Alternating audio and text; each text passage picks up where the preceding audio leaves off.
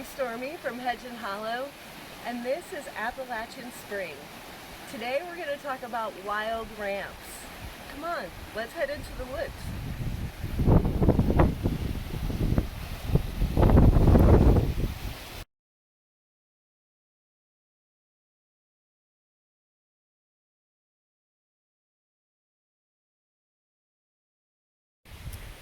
Here we have the Appalachian ramp, or Allium tricoccum, sometimes known as a wild leek.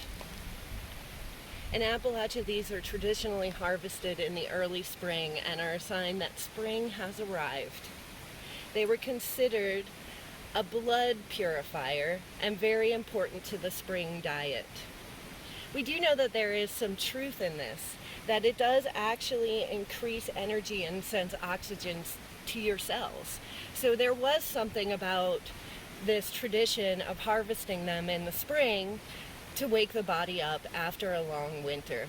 And if you've ever eaten a fresh ramp pulled from the ground, you know that it definitely does something inside of your body.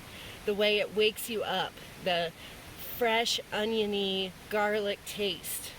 You really can feel a little bit more alive when you taste a fresh ramp. Ramps also help with immune function and are high in antioxidants. They are also high in iron, B vitamins, vitamins A and C, and folate. Just like the onions, they are good for brain function and helps protect blood vessels around your heart. It helps eliminate cholesterol and helps the liver. You can see why these are a very healthy addition to your spring diet. Can you imagine a world without ramps? Even though it seems like ramps are very plentiful and abundant in our area, they are on the United Plant Savers to watch plant population list. This means that they are at risk of becoming an endangered plant. We have seen a noticeable decline in populations here regionally in our area. The main reason for this is because of over-harvesting. We're also noticing that there aren't as many patches around due to the development of our wild spaces. But the biggest problem that we're seeing is that our populations are being over-harvested. It can take a ramp plant up to 4 years to reach its reproductive maturity. That means that it will produce a flower that then produces seed. That seed then takes another 2 years to produce another plant. That means that a stand of ramps that has been over harvested can take up to 7 years to reestablish itself and go back to the place where it was before it was over harvested. I don't want to imagine a world without ramps. My mouth waters for the taste every spring, and I want my children's children to know the tradition of looking for spring ramps and tasting a fresh leaf from the ground. There are ways to respect both the plant and the Appalachian tradition of harvesting ramps in the spring. We can love our ramps respectfully, and we can protect them for future generations to use as well. If you must wild harvest ramps, take only one leaf per plant. I promise you won't miss any of the ramp flavor. I'll even post my famous ramp pesto recipe so that you can give it a try for yourself. It only uses the leaves. You can keep it for year-round use, and it's absolutely delicious.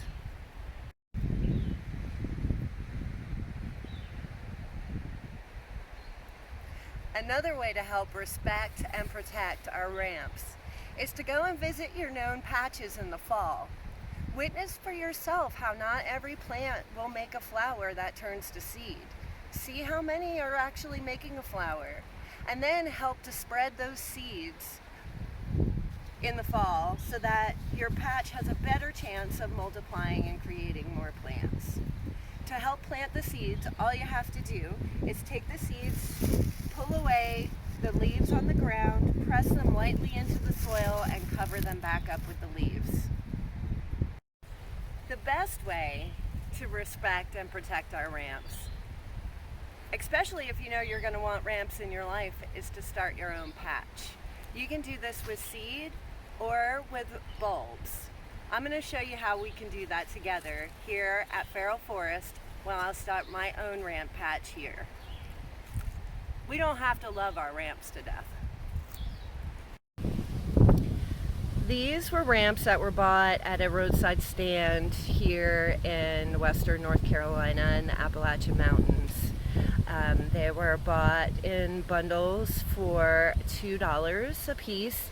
There were some that were cut and didn't have the bulbs and roots, but I'm going to give it a shot and see how well these will do being transplanted in different spots on the property here at Feral Forest, to see how they'll do and if they will transplant well and repopulate in this area.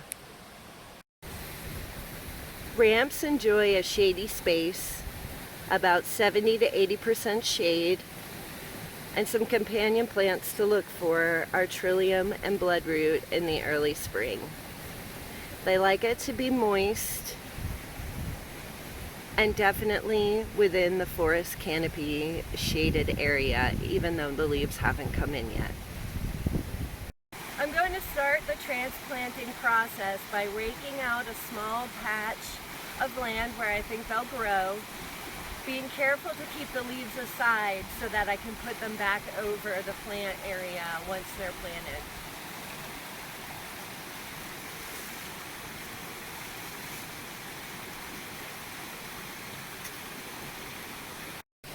I'm going to dig a hole and plant each bulb about this deep into the ground.